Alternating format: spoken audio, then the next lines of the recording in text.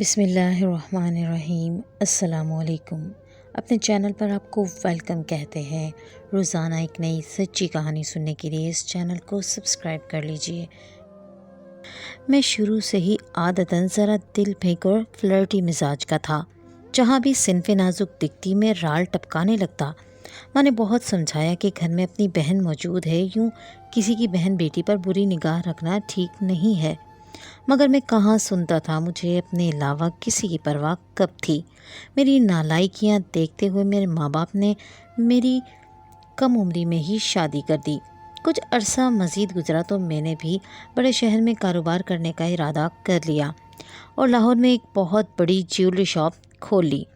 5 سال کی انتھک محنت، لگن اور کوشش کے ساتھ میں نے مارکیٹ میں اپنی عزت، مقام اور کاروبار سب کو اونچائی پر پہنچا دیا اور دھیرے دھیرے پکا نمازی بھی ہو گیا۔ مگر ایک دن جب میں اپنی دکان پر بیٹھا نماز کے لیے دکان بند کرنے کی تیاری کر ہی رہا تھا کہ مجھے سامنے سے آتی خوبصورت حسینہ دکھائی دی۔ میرے دل میں نہ چاہتے ہوئے بھی لالچ آ گیا۔ ایک تو حسینہ سے 2-4 منٹ محض گفتگو ہونے کا اور دوسرا گاہک کا لالچ۔ میں جانتا تھا کہ اپنی خواتین عموماً زیادہ خریداری کرتی ہیں، اسی لیے نماز پر جانے کی بجائے میں رک کر خاتون کا انتظار کرنے لگا۔ سوچا کہ پلازے کے اوپر والی مسجد میں نماز پڑھ لوں گا، وہاں 2:30 بجے ظہر کی نماز ادا کی جاتی تھی۔ ابھی میرے پاس پورے 30 منٹ تھے۔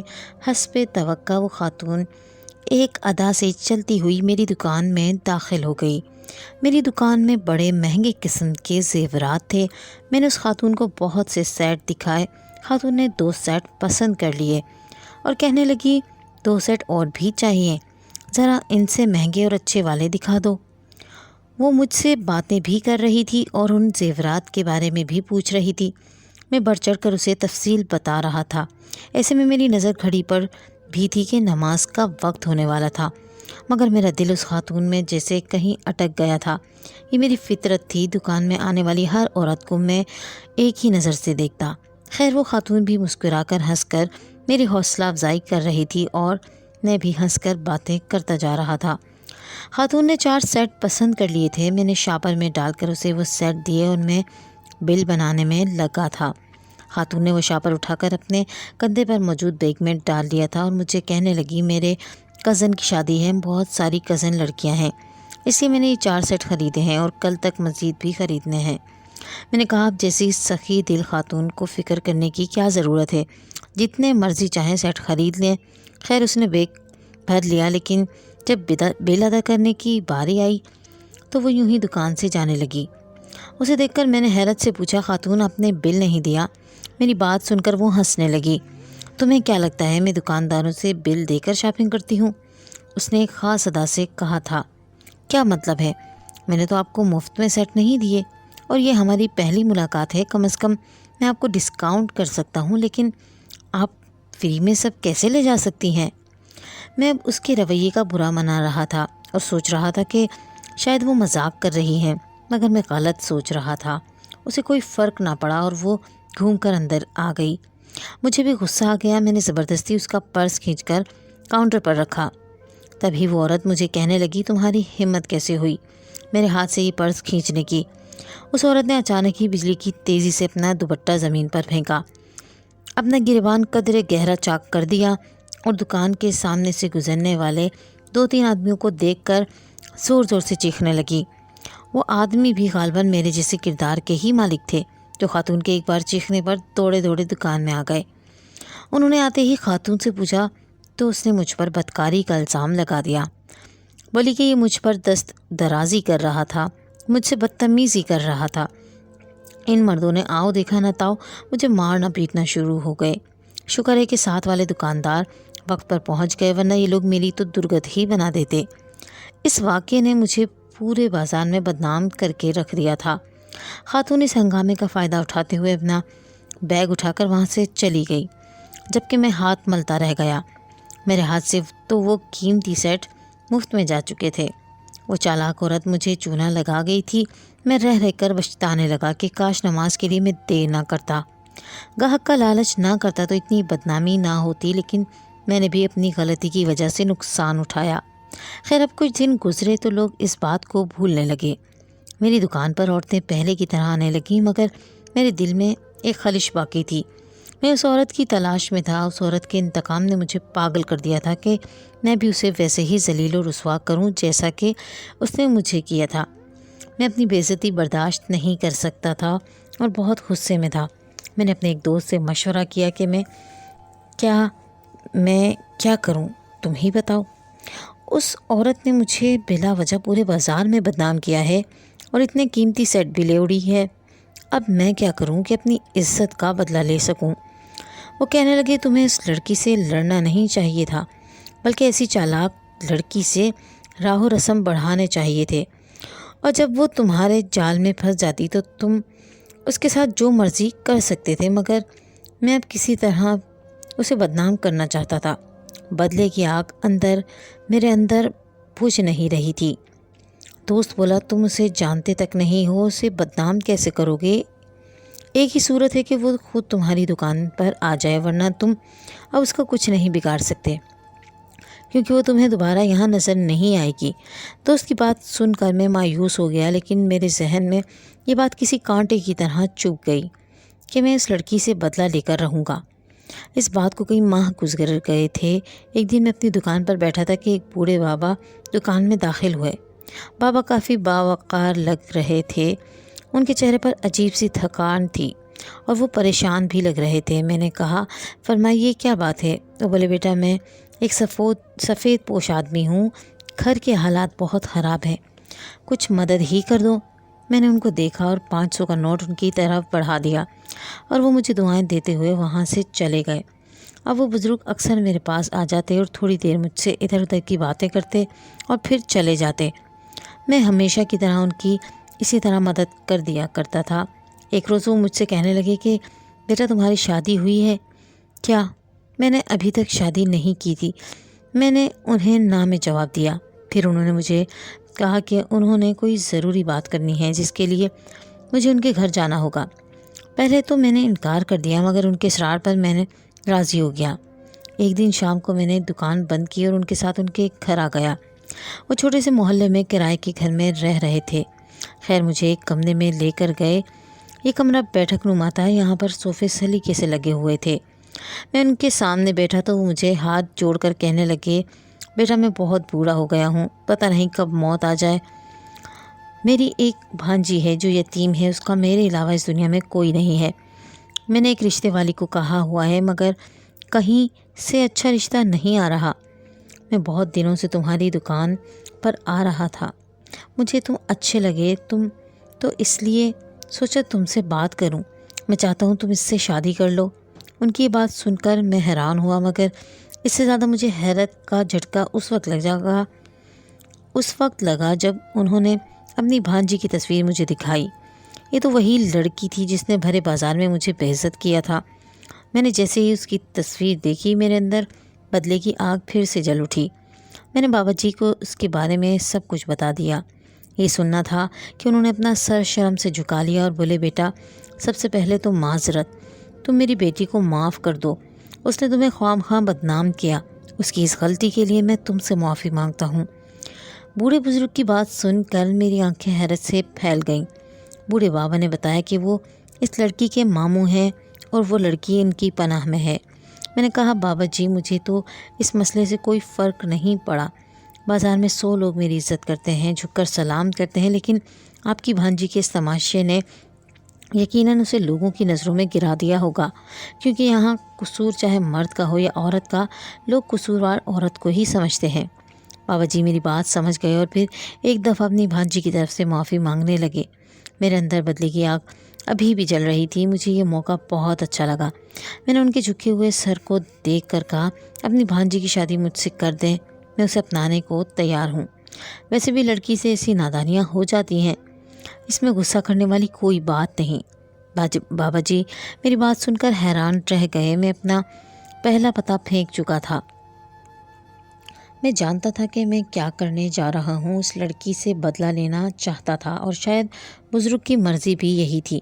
کہ وہ اپنی بھانجی کی شادی مجھ سے کر دیں، جبکہ میری نیت صرف اور صرف انتقام کی تھی۔ لڑکی نے یقیناً میرے بارے میں کوئی تعریف کی ہوگی یا بزرگ نے میرے بارے میں لوگوں سے پوچھا ہوگا، تبھی وہ میری شادی اپنی لڑکی سے کرنا چاہتے تھے۔ میں نے اپنے بارے میں انہیں بتایا کہ میں قصور کا رہنے والا ہوں، گھر میں میرے 2 بوڑھے ماں باپ ہیں، میں ان کی اکلوتی نرینہ اولاد ہوں۔ میں نے ان سے چند دن کا وقت مانگ لیا کہ میں شادی کرنے کے لیے تو تیار ہوں، مگر مجھے اپنے گھر والوں کی رضامندی کے لیے چند دن درکار ہوں گے۔ انہوں نے مجھے 2 دن کا وقت دے دیا اور میں واپس آ گیا۔ میں نے وہاں ایک کرائے کا مکان لیا ہوا تھا۔ رات بھر یہی سوچتا رہا کہ شادی کروں یا نہ کروں۔ پھر ذہن میں ایک ایسی ترکیب آئی کہ جس سے میرا کوئی نقصان بھی نہ ہوگا اور میں اپنا انتقام بھی لے لوں گا۔ اگلے 3 دن بعد ہی میں نے بزرگ کو جواب دیا کہ میرے گھر والوں کو کوئی اعتراض نہیں، مگر وہ یہاں نہیں آ سکتے۔ انہوں نے مجھے خوشی خوشی شادی کی اجازت دے دی ہے۔ میری بات پر وہ بزرگ کہنے لگے، چلو یہ تو خوشی کی بات ہے۔ پھر انہوں نے بتایا کہ انہوں نے اپنی بھانجی کو بھی میرے بارے میں سب بتا دیا ہے، وہ بھی مجھ سے شادی کے لیے راضی ہے۔ میرے تو دل میں خوشی کے لڈو پھوٹنے لگے۔ اس لڑکی نے جس نے مجھے ایک لمحے میں برباد کر دیا تھا، اب اسے برباد کرنے کی باری آ گئی تھی۔ میں نے اپنی شادی کی تیاریاں مکمل کر لیں۔ بابت جی نے خوشی خوشی اپنی بھانجی کا نکاح مجھ سے طے کر دیا۔ نکاح کی تاریخ اگلے جمعہ کی تھی اور پھر نکاح کا دن آ گیا۔ میں اپنے چند دوستوں کے ساتھ دلہا بن کر وہاں پہنچ گیا۔ خوشی خوشی میرا نکاح سبیحہ سے ہو گیا اور وہ میری دلہن بن کر میرے گھر آ گئی۔ میں تو اسے دیکھ کر جیسے اپنے ہوش و حواس ہی کھو بیٹھا۔ شادی کی رات اس کے چہرے کو دیکھا تو میں اس کی ساری غلطیوں کو ایک پل کے لیے بھول گیا۔ مجھے لگا جیسے سبیحہ جیسی حسین لڑکی اس دنیا میں موجود نہیں۔ اس کی معصوم صورت میں مجھے ایک حسین بیوی مل گئی تھی، مگر جلد ہی میرے سر سے محبت کا بھوت اتر گیا۔ میں پھر سے سوچنے لگا کہ اس لڑکی نے میرے ساتھ کیا کیا تھا۔ شادی کی رات وہ جن باتوں کی توقع مجھ سے کر رہی تھی، ان کی بجائے میں نے اسے خوب تانے دیے، بلکہ اسے لان تان کی اور کہا کہ وہ ایک بد کردار لڑکی ہے، اور یہ بھی کہ میں نے اس سے شادی اپنی محبت کی وجہ سے نہیں بلکہ اس کے ماموں کے بھیک مانگنے پر کی ہے۔ وہ میری باتیں سن کر رونے لگی، مگر اس کے آنسو دیکھ کر مجھے دکان والا وہ واقعہ یاد آ گیا جب اس نے رو رو کر لوگوں کو اکٹھا کیا تھا۔ میں بالکل بھی اسے زندگی گزارنے کے لیے اپنا ساتھی نہیں بنانا چاہتا تھا۔ شادی کی رات سے لے کر اگلے چند دن تک میں نے سبیحہ سے کوئی بات نہیں کی، البتہ اپنی قیمت ضرور وصول کی اور اس کی توہین کر کے اپنے دل کو سکون پہنچاتا رہا، مگر پھر بھی میرا دل خالی خالی سا تھا۔ یوں لگتا کہ وہ ہار کر بھی مجھ سے جیت گئی ہے۔ پھر میں سوچنے لگا کہ اس لڑکی کو بھلا اس شادی سے مسئلہ ہی کیا ہوگا؟ یہ تو اپنے باپ تک کے گھر نہیں رہتی، ماموں کے گھر میں کون اس کا خیال رکھتا ہوگا؟ 2 وقت کی روکھی سوکھی روٹی کھا کر یہ زندگی سے بیزار ہی ہوگی۔ میرے گھر میں اسے کھانا پینا مل رہا ہے، اچھے کپڑے پہننے کو ہیں، پھر اسے بھلا کیا دکھ ہوگا؟ میں نے لینا پر ظلم کی انتہا کر دی۔ میں گھر آتا، وہ مجھے کھانے کا کہتی تو میں اس پر ہاتھ اٹھانے لگتا، وہ مجھے کوئی بھی بات پوچھتی تو میں اسے جھڑک دیتا، میں اس پر بے وجہ غصہ کرتا اور ہر بات پہ ذلیل کرتا۔ میرے اس رویے سے کئی بار اس کی آنکھوں میں آنسو آ گئے۔ وہ مجھ سے اپنے کیے کی ہر بار معافی مانگتی۔ اس کا معافی مانگنا، یوں تڑپ تڑپ کر رونا، یہ سب دیکھ کر مجھے مزہ آتا تھا۔ میں مزید اسے بد کرداری کے طعنے دیتا۔ ایک دن تو میں نے اس سے پوچھا کہ بتاؤ تم نے اس سے پہلے کتنی شادیاں رچائی ہیں اور کن کن مردوں سے تمہارے تعلقات رہے ہیں؟ میری باتیں سن کر وہ رونے لگی اور خود کو جا کر ایک کمرے میں بند کر دیا۔ ہماری شادی کو 3 ماہ گزر چکے تھے۔ ایک دن میں گھر آیا تو وہ سجدے میں پڑی رو رہی تھی۔ اس کا رونا دھونا دیکھ کر میں اس کے پیچھے کھڑا ہو گیا۔ اس نے سلام پھیرا تو میں نے گرجتی آواز میں کہا، اس ناٹک اور ڈرامے بازی کا کوئی فائدہ نہیں۔ میں تمہاری حقیقت جانتا ہوں۔ تم ایک بد کردار عورت ہو اور مردوں کو پھنسا کر ان سے مال لوٹتی رہی ہو۔ یہ مت سمجھنا کہ میں تم سے متاثر ہو جاؤں گا، میں تم سے نفرت کرتا ہوں۔ میری بات سن کر وہ میرے پاؤں پڑ گئی۔ مجھے معاف کر دے، میں کبھی ایسی غلطی دوبارہ نہیں دہراؤں گی۔ میں واقعی آپ سے محبت کرنے لگی ہوں۔ میں نے آپ سے شادی کے لیے رضامندی کا اظہار خود کیا تھا۔ اب جیسے وہ اپنے اس فیصلے پر پچھتا رہی ہو، مجھے اس پر کوئی رحم نہ آیا۔ اب میں اپنے دوست سے مل کر یہ فیصلہ کر چکا تھا کہ میں سبیحہ کو اسی گھر میں چھوڑ آؤں گا جو کہ کرائے کا تھا۔ اپنی دکان خاموشی سے کسی دوسرے شہر میں منتقل کر لوں گا۔ یہاں کا سرمایہ بیچ کر دوسرے شہر میں چپکے سے شفٹ ہو جاؤں گا اور سبیہا کو تڑپتا ہوا چھوڑ دوں گا۔ شادی کر کے اس سے میں اپنا دل خوش کر چکا تھا اور اس سے اپنا بدلہ بھی لے چکا تھا۔ اب میں اس سے جان چھڑوانا چاہتا تھا۔ اس منصوبے پر عمل کرنے کے لیے میں بےتاب تھا۔ میں جانتا تھا کہ اس عمل سے سبیہا کی زندگی بھر کے لیے سبق مل جائے گا۔ وہ شادی کر سکے گی اور نہ کسی اور کے قابل رہے گی۔ اس منصوبے پر عمل کرنے کے لیے میں نے اپنی دکان بیچنے کا ارادہ کیا، ایک گاہک ڈھونڈا اور اس سے ایک خفیہ طور پر ڈیل کی کہ میں تمہیں اپنا سرمایہ فلاں تاریخ کو بیچ دوں گا، تمہیں اپنی دکان کی چابیاں بھی دے دوں گا، تم مجھے ایڈوانس پیمنٹ کر دو۔ وہ شخص میرا جاننے والا تھا، مجھ پر اعتبار کرتا تھا۔ اس نے مجھے 25 لاکھ روپے میرے بینک اکاؤنٹ میں بیچ دیے۔ اب میں نے دکان پر جانا بند کر دیا کیونکہ وہاں پر جو سامان موجود تھا وہ اب میں بیچ نہیں سکتا تھا۔ میرے گھر پر رہنے کی وجہ سے سبیہا مجھ سے اور بھی زیادہ گھلنے ملنے کی کوشش کرتی، میرا دل خوش کرنے کی کوشش کرتی، طرح طرح کے کھانے بنا کر مجھے دیتی، مگر میں اس پر غصہ کرتا اور کہتا کہ عنقریب میں تمہیں چھوڑ دوں گا اور طلاق بھی نہ دوں گا۔ جب میری اس گھر میں آخری رات تھی، میں نے سوچا سبیہا سے نرمی کے ساتھ بول لوں تاکہ زندگی بھر اسے مجھے ہونے پر شدید احساس ستاتا رہے۔ میں کمرے میں آیا تو وہ نماز کے لیے بیٹھی ہوئی تھی۔ نماز پڑھ کر مجھے دیکھا تو اٹھ کر سیدھا میرے پاس آ گئی اور لرزتی ہوئی آواز میں بولی، میں وضو میں ہوں اور قسم کھاتی ہوں جو کہوں گی سچ کہوں گی، سچ کے علاوہ کچھ نہیں کہوں گی۔ اگر میرا یہ سچ سننے کے بعد بھی مجھے چھوڑنے کا فیصلہ کرنا چاہتے ہیں تو مجھے کوئی اعتراض نہیں، لیکن ایک بار میں اپنی صفائی دینا چاہتی ہوں۔ اس کی بات سن کر میں حیران رہ گیا، کون سی سچائی ہے جو اس نے مجھ سے چھپائی ہوئی تھی؟ تب اس نے بھیگی ہوئی پلکوں کے ساتھ اپنی کہانی سنائی۔ آپ کو لگتا ہوگا کہ میں بڑی ہی خراب قسم کی لڑکی ہوں۔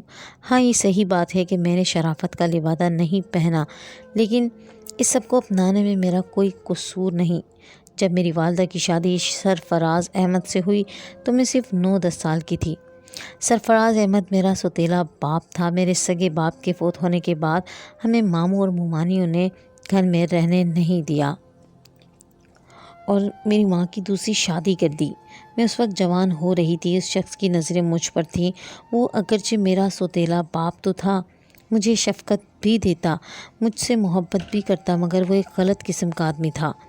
میرے ذریعے پیسے کمانا چاہتا تھا اور رفتہ رفتہ اس کی نظریں بدلنے لگیں۔ وہ مجھے مختلف دکانوں پر لے جاتا، مجھے دکان پر بٹھا کر خود ادھر ادھر نکل جاتا۔ اماں کو اس معاملے کا کوئی علم نہ تھا۔ ان کو بلڈ دمہ ہو گیا تھا۔ وہ زیادہ تر بستر پر پڑی رہتی۔ میں سرفراز احمد کے ساتھ مختلف بازاروں میں گھومتی رہتی۔ رفتہ رفتہ اس نے مجھے سکھا دیا کہ چوری کرنا عظمت ہے اور اس میں آپ کو آسانی سے پیسے مل سکتے ہیں۔ اپنے باپ کی یہ بات سن کر میں حیران رہ جاتی، لیکن وہ مجھے بار بار اکساتا کہ میں چوری کروں اور چوری کر کے سارا مال اس کے پاس لا کر جمع کرا دوں، جسے وہ سستے داموں فوراً بیچ دیتا اور ہمارے گھر کا نظام چلتا رہتا۔ آہستہ آہستہ میں بھی اس نظام کی عادی ہو گئی۔ شروع میں تو ہم چھوٹی موٹی چوریاں کرتے تھے جن میں دالیں، چاول اور مرچ مسالہ وغیرہ ہوتا، لیکن رفتہ رفتہ میرا باپ مجھے مجبور کرنے لگا کہ میں بڑی دکانوں پر جایا کروں۔ اپنے باپ کے کہنے پر میں نے اب بڑی دکانوں پر چوری کرنا شروع کر دی، لیکن یہ کام ذرا مشکل تھا۔ پھر ابا نے مجھے ایک اور ہنر سکھا دیا، جب بھی کسی بڑی دکان میں چوری کرو تو عزت لٹنے کا شور مچا دو تاکہ ارد گرد کے لوگ اکٹھے ہو جائیں اور کسی کو دکاندار کی بات سننے کا موقع نہ ملے۔ اس ہنگامے کا فائدہ اٹھا کر تم وہاں سے بھاگ جانا۔ ابا کے کہنے پر میں یہی کرنے لگی، مگر میرا دل مطمئن نہیں تھا۔ میں روز انہیں واسطے دیتی کہ میں یہ کام نہیں کرنا چاہتی، لیکن وہ مجھے دھمکیاں دے کر آخر اس کام کے لیے آمادہ کر ہی لیتے۔ میں اس سب سے تنگ آ گئی تھی۔ جب میں نے آپ کی دکان پر یہ حرکت کی تھی تو میں بہت حیران ہوئی کہ آپ نے مجھ سے کوئی غلط بات نہیں کی۔ آپ مجھے اچھے لگے تھے۔ میرا دل تو نہیں چاہتا تھا میں آپ کو بدنام کروں، لیکن پھر ابا کے خوف سے میں نے چیخنا چلانا شروع کر دیا، کیونکہ میرا ابا آپ کی دکان کے باہر کھڑے تھے۔ بس پھر کیا تھا، ارد گرد کے لوگ اکٹھے ہو گئے، آپ کو مارنا شروع کر دیا، جن میں میرے ابا بھی شامل تھے۔ حالانکہ میری یہ خواہش نہیں تھی۔ اس واقعے نے میرے دل کو بدل دیا۔ میں نے جا کر اپنے ماموں سے شکایت کی کہ میرا باپ یہ حرکتیں کر رہا ہے۔ ماموں میری ذمہ داری تو نہیں اٹھا سکتے تھے کیونکہ وہ بوڑھے ہو چکے تھے۔ میری ممانی فوت ہو چکی تھی اور ان کی کوئی اولاد بھی ان کے ساتھ نہیں تھی۔ میرے رونے دھونے پر انہوں نے مجھے اپنے پاس رکھ لیا اور میری ماں کو کچھ دنوں بعد ہی فوت ہو گئی تھی۔ اب میرے سوتیلے باپ سے میرا کوئی رشتہ نہ تھا۔ میں اپنے ماموں کے پاس رہنے لگی تھی۔ ان کو میری شادی کی فکر کھائے جا رہی تھی۔ ویسے بھی لوگ باتیں کرنے لگ گئے تھے کہ ایک ہی گھر میں 2 ماموں بھانجی اکیلے رہتے ہیں۔ میرے کہنے پر ہی انہوں نے آپ سے آ کر منت کی کیونکہ آپ مجھے بہت اچھے لگے تھے۔ میں تو یہ سمجھی تھی کہ آپ مجھے ضرور معاف کر دیں گے۔ پھر آپ نے مجھے اپنے نکاح میں قبول کر لیا تھا، مگر میں سچ کہتی ہوں اب میں سچے دل سے توبہ کر چکی ہوں۔ اس سب میں میرا کوئی قصور نہ تھا، بس یہی سچ تھا۔ اب اگر آپ مجھے معاف نہیں کر سکتے تو بھلے مجھے آزاد کر دیں۔ مجھے ایسی نفرت بھری زندگی نہیں گزارنی جس میں میرا شوہر مجھ پر اعتبار ہی نہ کرتا ہو۔ یہ کہہ کر وہ زارو قطار رونے لگی۔ میں اسے دیکھتا رہ گیا۔ وہ بیچاری کن حالات سے گزری تھی اور میں اسے ایک روایتی چور سمجھ بیٹھا تھا۔ اس کی بات سن کر میں سخت الجھن کا شکار ہو گیا تھا، مگر میں اتنا بھی برا شخص نہیں تھا۔ میں نے سچے دل سے اپنی بیوی کو قبول کر لیا اور اسے اپنے گھر میں قصور لے آیا۔ میرے والدین کو مجھ پہ غصہ تو آیا، مگر سب حقیقت بتانے کے بعد ان کا غصہ بھی ختم ہو گیا اور انہوں نے بھی میری بیوی کو دل سے قبول کر لیا، اور میں نے اپنے دوست کو اس کے پیسے واپس کر کے اپنی دکان واپس لے لی۔ میرا دوست اچھا انسان تھا، اس نے بھی کوئی اعتراض نہیں کیا تھا۔ آج اس بات کو 4 سال گزر گئے ہیں۔ اللہ تعالیٰ نے ہمیں ایک بیٹے اور ایک بیٹی سے بھی نوازا ہے۔ آج میں صبیحہ اور اپنے بچے بریرہ اور حنزلہ کے ساتھ بہت اچھی زندگی گزار رہا ہوں۔